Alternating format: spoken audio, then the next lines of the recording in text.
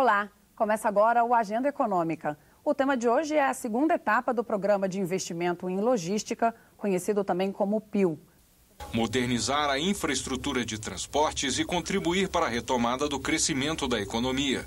São os objetivos por trás da nova etapa do Programa de Investimento em Logística, lançado em junho deste ano. Com isso, espera-se aumentar a competitividade do país, melhorar o escoamento da produção e reduzir o custo de logística para a indústria. Estão previstos 198,4 bilhões de reais em investimentos, sendo 69,2 bilhões entre 2015 e 2018 e 129,2 bilhões a partir de 2019. Serão 8,5 bilhões para aeroportos, 37,4 bilhões para portos, 66,1 bilhões para rodovias e 86,4 bilhões para ferrovias. Sobre esse assunto eu converso com o economista e vice-presidente do Conselho Federal de Economia, Júlio Miragaia. Júlio, bem-vindo. Essa segunda etapa do programa de concessões, o que ela tem de novo ou de diferente com relação à primeira que foi lançada em agosto de 2012? Ela, de alguma forma, é aquela mesma proposta um pouco requentada, né? e também um pouco ampliada. Mas a diferença fundamental é que ela procura criar condições mais favoráveis para as concessionárias, né? Para os pretendentes às concessões, em termos de taxa de retorno, em termos de acesso a financiamento. Então, porque naquele primeiro momento o retorno não foi o que o governo esperava. Então, ele melhora as condições, né, para que esses pretendentes apareçam em maior profusão. Aquela primeira etapa teve alguns resultados mais com relação a aeroportos e rodovias. Então, tenta-se uma mudança agora para conseguir portos e ferrovias? É essa a ideia? E também ampliar, né, há também um objetivo importante na questão. Tem novos aeroportos, né, para serem concedidos e também algumas novas rodovias. Mas, realmente, ferrovia praticamente tinha travado, né? O modelo de ferrovia é muito complicado. O investimento em ferrovia é um investimento muito pesado e o retorno ele não é tão rápido quanto o retorno, né, o investimento em rodovia, por exemplo. Então, está difícil para o governo encontrar a melhor modelagem. Aquela proposta inicial de operar via Valec não se revelou interessante para o capital privado. Então, o governo está testando. Eu diria que nos outros três, acho que a questão é mais tranquila, mas no caso da ferrovia, o governo acho que ainda está testando um pouco qual vai ser o melhor modelo. Acho que ainda há uma interrogação em relação ao interesse que efetivamente o capital privado vai ter. Uma coisa são as intenções, né? Por exemplo, os chineses estiveram aqui, manifestaram muito interesse nessa ferrovia bioceânica, mas é um investimento muito grande, né, da ordem de 30, 40 bilhões de dólares. Então, evidentemente que uma coisa é intenção, outra coisa é efetivar esse investimento. Com relação às ferrovias, dos 198,4 bilhões, 86,4 são para as ferrovias. O que explica isso? É porque é um modal mais caro ou porque realmente está mais atrasado? As duas coisas, né? Ele está mais atrasado, o Brasil ficou anos e anos sem investir em ferrovia, né? O último investimento importante foram as ferrovias de Carajás e a Ferrovia do Aço. Então, isso aí tem alguma coisa em torno de 20 anos. Então, recentemente teve a conclusão da Norte-Sul, mas mesmo assim parcial. Então, há uma lacuna muito grande, né? Uma necessidade muito grande de investimentos ferroviários no Brasil.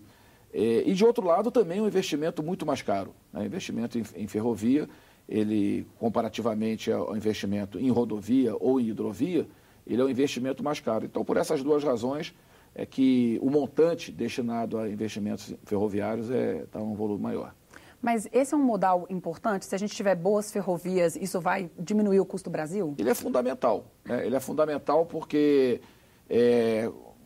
excluindo o modal hidroviário, mas o modal hidroviário ele é viável onde existe um rio navegável, né? Então, ferrovia e rodovia não. Tem uma flexibilidade, uma possibilidade maior de instalação de acordo, né, com a oferta de mercadorias, de bens para serem transportados. Então,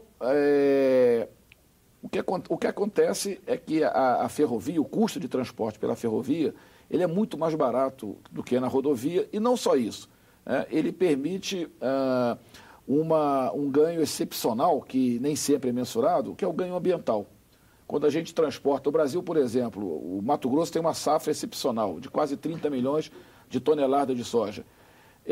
Essa imensa produção é quase toda exportada pelos portos de Santos e Paranaguá.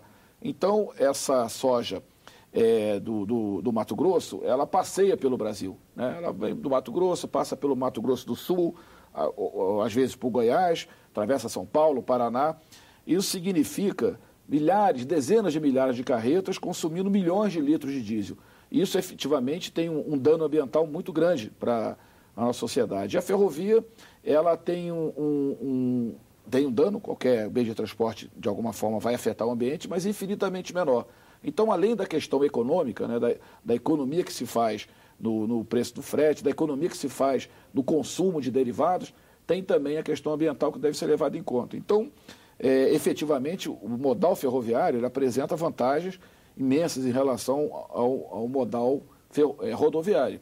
A gente, às vezes, não entende por que o Brasil abandonou as ferrovias ali na passagem dos anos 50 para os 60 e adotou o modal rodoviário como a sua quase que exclusiva, né, alternativa para escoamento de safras e de produção mineral. Na contramão do que o mundo faz, né? O mundo, em se tratando de commodities agrícolas e minerais, a opção do mundo inteiro, Estados Unidos, Rússia, China, Austrália, é o transporte ferroviário. O Brasil adotou um modelo absolutamente anacrônico, né? E está tentando, de alguma forma, ver se reverte essa situação.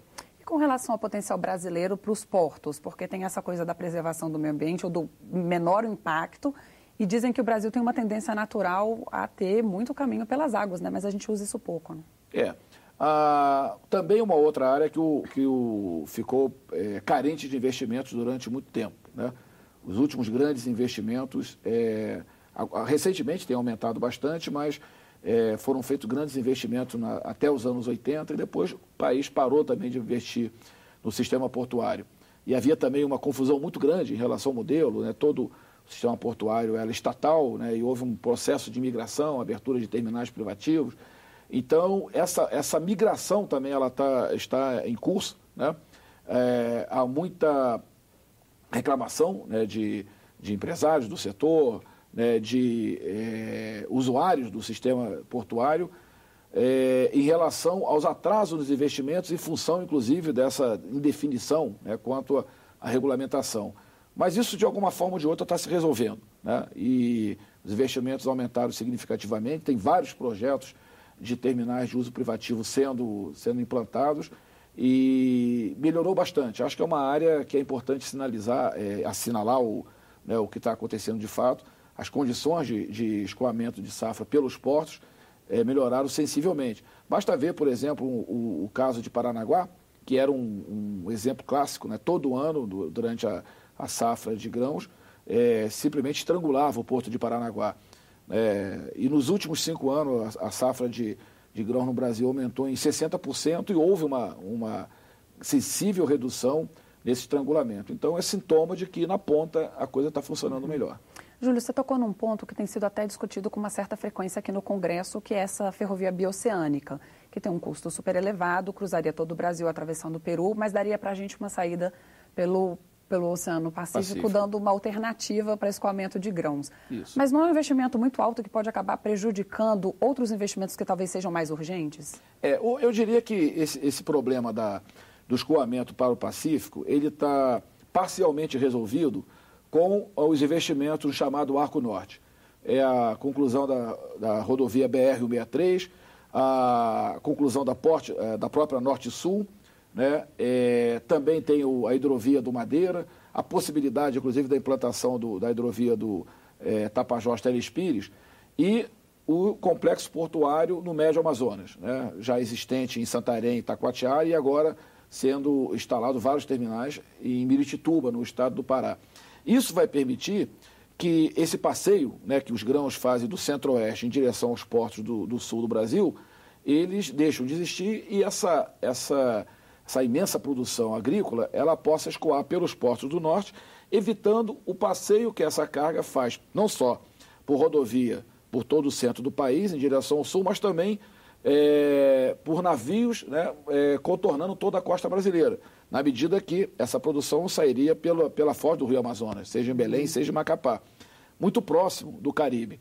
E essa produção, 80% dela vai para os mercados asiáticos, principalmente a China, mas também Coreia, Japão. Então, de alguma forma, já vai acontecer uma sensível redução do custo de transporte, né? Terrestre e marítimo.